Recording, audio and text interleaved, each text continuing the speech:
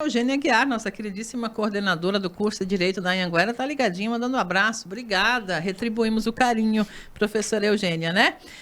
Meninas, para falar aqui de burnout, estamos recebendo duas psicólogas, Carla Mariani, que já veio assinar o ponto, né? Vim. Professora, bom dia, bem-vinda.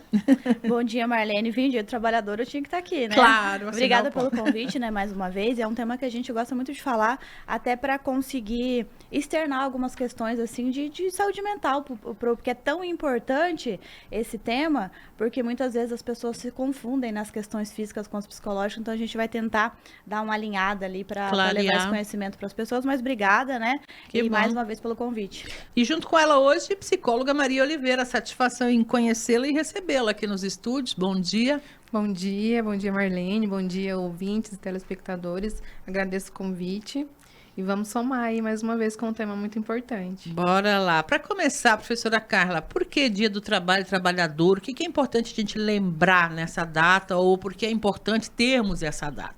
Então, eu gosto das curiosidades das datas, né, Marlene? O porquê das cores, o porquê das datas e tal. O que acontece? Em maio de 1880, né, muito tempo atrás mesmo, em Chicago, teve uma... Eles tiveram uma luta, que inclusive acarretou algumas mortes, reivindicando a questão das 8 horas trabalhadas dia. Então, teve que pessoas lá no passado sacrificar, inclusive, as suas vidas, para que hoje a gente tenha um marco que em maio seja o Dia do Trabalhador, que inclusive no início foi em alguns países, né? E hoje o Brasil também se encontra desde 1925. Então, depois de muitos anos que o Brasil também aderiu isso para cá. Né? E o interessante disso é que as 8 horas trabalhadas, né? Porque a gente sabe que, infelizmente, aí tem algumas pessoas que trabalham, né? Muito mais. Inclusive, quando a gente fala análogo à escravidão, a gente fala muito sobre a questão das horas. Todo mundo pensa que tem que ser um trabalho ali, né? Exorbitante do físico. Mas não, tem algumas coisas ali que, psicologicamente falando, trabalhando horas e horas, vai abalar. Então, isso veio para literalmente contextualizar as horas trabalhadas, o que é fundamental. E depois disso, veio alguns direitos, porque quando a gente fala na questão da psicologia, inclusive, Marlene, a mãe dos autistas tem uma jornada de trabalho diferente quando vai reivindicar a empresa. Algumas outras patologias também, se tratando de síndromes e afins, quando, né, as pessoas que são cuidadores de outras pessoas também, então elas têm algumas leis específicas ali para estar ajudando ela e auxiliando nessa questão da jornada de trabalho, porque na minha concepção nada mais justo. Né? Perfeito. Então teve pessoas no passado que tiveram que reivindicar para que hoje nós pudéssemos ter, né, uma lei trabalhista ali mais concentrada e mais justa, e a gente ainda sabe que tem muita coisa que precisa ser melhorada, mas assim, a gente vai a passos lentos, mas cada vez conseguindo. Então, o 1º de maio, né, se tratando do primeiro dia ali, foi justamente por isso, porque no passado teve alguém que em maio conseguiu pra gente, hoje a gente tá essa suposta, platônica ainda, estabilidade trabalhista, mas que a gente tem muito que melhorar, mas também temos muito que agradecer e quem comemorar. já se sacrificou por nós no passado. Amém. Assim que é, né?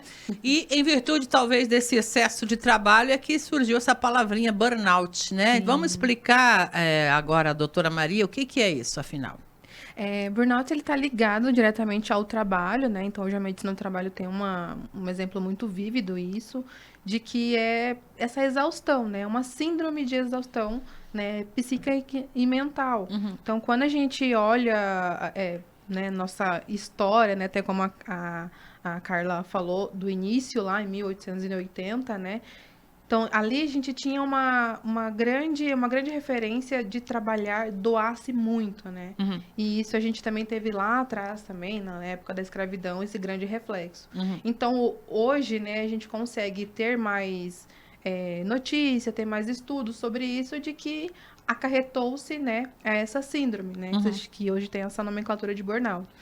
Por conta dessa grande referência, né? Então, a gente tem essa visão de que tem que doar tudo de si, tem que fazer o sacrifício para ser reconhecido, para ser feito tudo o que precisa fazer. E isso vai desestabilizando todas as nossas áreas da vida, né? Então, a pessoal, profissional, quando a gente olha pela nossa família, né? Sociabilidade também, quando isso começa a interferir, vem aí, né, essa exaustão. pessoa ela vai deixando de ter esses hábitos que já tinha comum, né, de ter essa estabilidade mental, conseguir conciliar tudo, né, à sua volta.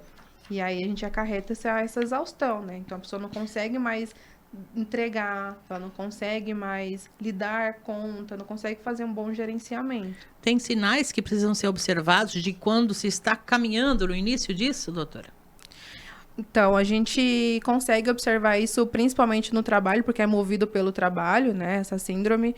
Mas quando a pessoa, por exemplo, é uma pessoa sempre ativa, né, entrega ali suas demandas, é uma pessoa que tem uma sociabilidade boa, tem muitos amigos, e aquela pessoa ela vai deixando, né? Então, começa a dar desculpas de que não quer sair, não fica mais em casa. Então, isso vai deixando aqueles hábitos, bons hábitos, né? Deixando para trás e ela vai se tendo uma reclusão mesmo da sociedade, num geral.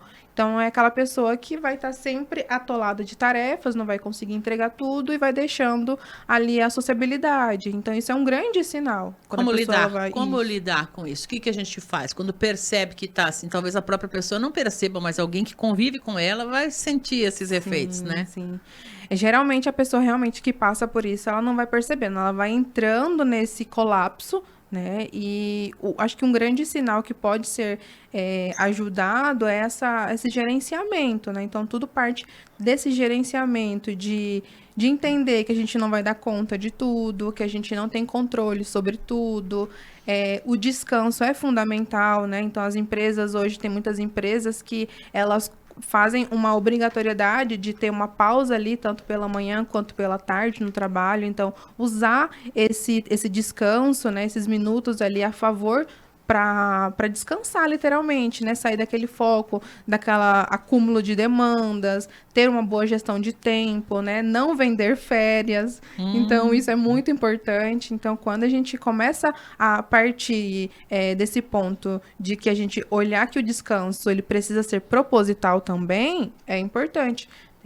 Tem muitas pessoas que veem o descanso como, nossa, eu tô perdendo tempo, tô perdendo dinheiro, né? Sim. Então, mas ele precisa ser proposital para a gente conseguir ter esse gerenciamento de bem-estar, tanto profissional quanto pessoal. Tem que escolher. Vou pedir licença para as convidadas, que está na hora da gente agradecer os telespectadores e a equipe também da Rede TV e da Cidade Verde. Retransmitiram até aqui a Voz do Povo e vão seguir por lá. Não sei se o Ivan já está de volta, mas Ivan, Letícia, toda a equipe aí da Rede TV, um carinho especial para vocês e aos telespectadores, né? A Voz do Povo vai seguir aqui pelo rádio, pela live, e vocês ficam com a programação do Sorriso. Acontece a partir de agora. Muito obrigada pela audiência também.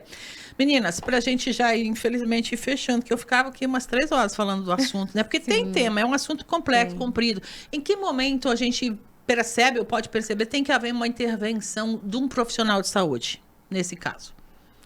Quando a pessoa ela começa, acho que o mais crítico é quando esses sinais, além de mentais, eles começam a ser físico, né? Então a gente tem aquelas dores gastrointestinais, né, ali a privação, né, do uso do tipo uma constipação, né? Ah, esqueci sim, outra palavrinha.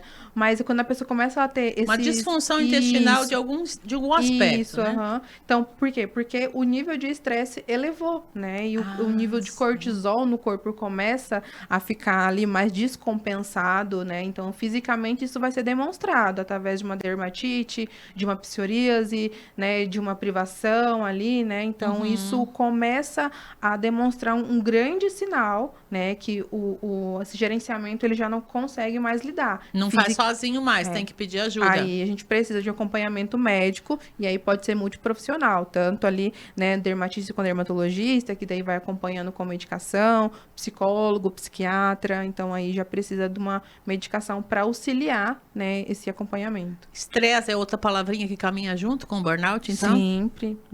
Na verdade, ele parte daí, né? Então, o começo.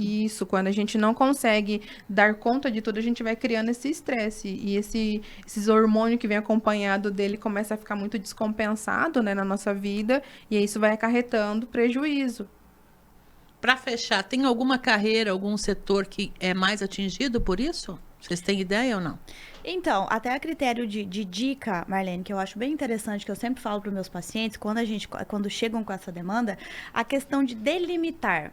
Por exemplo, você, Marlene, foi contratado para ser radialista, né? Nós temos que delimitar a nossa profissão. Por exemplo, Marlene é radialista. A Marlene tem que fazer excelência no radialismo e não fazer outras coisas, porque nós, como somos contratados, a gente começa assim, a moça faltou, eu limpo. A moça não veio, eu faço. Eu começo para ser aceito, para a teoria do pertencimento, para eu ser contratada, para eu ser destacada, eu começo a fazer tudo. Não, você não fez, deixa que eu faço. Raíssa não veio, deixa que eu faço. Deixa que eu faço. Aí vai chegar no momento que eu vou falar, tô muito cansada, eu não aguento mais. Eu vou olhar para você e falar, mas você que pediu para fazer, eu nunca te pedi para fazer. Então, assim, proatividade é ótima, a gente tem que ser proativa, a gente tem que se colocar no lugar do outro, com certeza. Mas nós precisamos dar limite também para as questões, porque senão no futuro é nós que estamos cansados e, inclusive, conseguimos fazer com que coleguinhas também não se demonstrem tão trabalhadores porque estão em cima da gente. Então, muitas pessoas estão cansadas, não é nem só sobre o trabalho delas, mas porque estão levando nas costas o trabalho de outras pessoas. Então, ao entrar no trabalho, faça a sua excelência. Eu trabalho no SUS, por exemplo, trabalho de tal hora a tal hora, eu vou lá e faço meu trabalho, deu 5 horas da tarde, tchau, obrigada, eu tenho a minha família, eu tenho outras pessoas. Por quê? Porque se eu não delimitar, eu não consigo ser boa mãe, eu não consigo ser boa filha, então a gente tem que trabalhar com essas questões. Ontem mesmo, por exemplo, né? E conseguir levar mecanismos afora, né? Para ter qualidade de vida. Ontem, no final do trabalho, uma amiga me ligou, eu tô aqui em certo barzinho. Era a empresa toda dela que estava sentada lá. Eu achei super interessante. Ela é do RH. E ela falou, eu quis demonstrar isso para os meus colegas, porque quão é importante. Ela falou, ninguém vai falar de trabalho aqui, a gente vai dar risada. Né? Olha que legal, ela entendeu tudo aquilo, ninguém falou de trabalho, todo mundo foi embora, tomou uma cervejinha conscientemente, foi embora. Inclusive um abraço para ela, Rafaela de Cedro ali, que foi super interessante, né? Um grupo grande entenderam, então eu tenho que ter essas questões. Voltando à tua pergunta ali, Marlene, obviamente que são as carreiras policiais, quando a gente fala sobre isso, nas carreiras da segurança pública. Pesa bastante. Pesa muito, é o estresse, é a questão do horário, é a questão da cobrança. Então, assim, obviamente, né, o risco. Então, tudo isso provoca, né? Infelizmente, a gente tem ali algumas taxas de algumas pessoas, até, inclusive, tentando tirar a vida. Então, assim, nós precisamos olhar para eles. Eu vejo mesmo, tenho alunos, né, sendo professora de direito, que a gente fala, prof, trabalhando no chiteiro, não sei o quê. Ali, os profissionais da saúde também são, pelas questões dos plantão, obviamente, que tá ali retido o sono. Então, nessa privação do sono vai gerar depois. Então, tem várias carreiras, mas a saúde e a segurança pública nós podemos contar que são, sim, no topo da lista, no topo da lista. Se houver uma lista ali, né? Infelizmente, todas estão, mas tem. Então, a critério de dica mesmo, gente, né? Vamos delimitar, se cuidar. Né? A Marlene é radialista, ela vai fazer o melhor radialismo que ela pode fazer. Mas a gente não pode pegar o trabalho do coleguinha, porque eu vou me sobrecarregar. E tudo que é demais, sobra, né? E todo excesso, Marlene, ele esconde uma falta. Se a Marlene tá trabalhando demais aqui e não tá conseguindo, talvez entregar, talvez você trabalha, mas não entrega. Por quê? Porque você tá cansado, tá levando tal, e tá faltando a Marlene lá em casa, tá faltando a Marlene lá na faculdade. Então, vamos delimitar. Vamos ser onde que a gente tá trabalhando, a gente tem que entregar o nosso melhor, mas nas condições ali que o nosso corpo aguenta.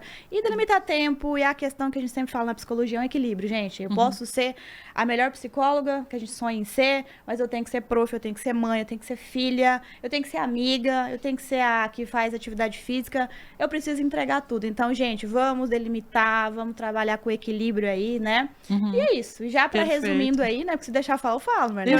Se deixar eu falo, um feliz dia dos trabalhadores, né, para todos os trabalhadores, mas assim, especialmente para a classe dos professores, que é a minha classe, e a classe também da saúde, porque eu trabalho ali, eu sei como é difícil, a da segurança pública, já estive presente, enfim, para todos, né, e mais uma vez, obrigado pelo convite. Eu que agradeço, obrigada, querida Carla, e obrigada também a nossa queridíssima Maria Oliveira. Algo mais que você queira dizer? Não, acho que aproveitar, né, esse ensejo de desejar também a todos os trabalhadores, a minha classe de psicólogos e RH, né, então acho que para em especial a eles, mas que realmente tenham esse cuidado, né, ponham limites e cuidem da saúde mental, né, façam terapia. Opa, obrigada meninas.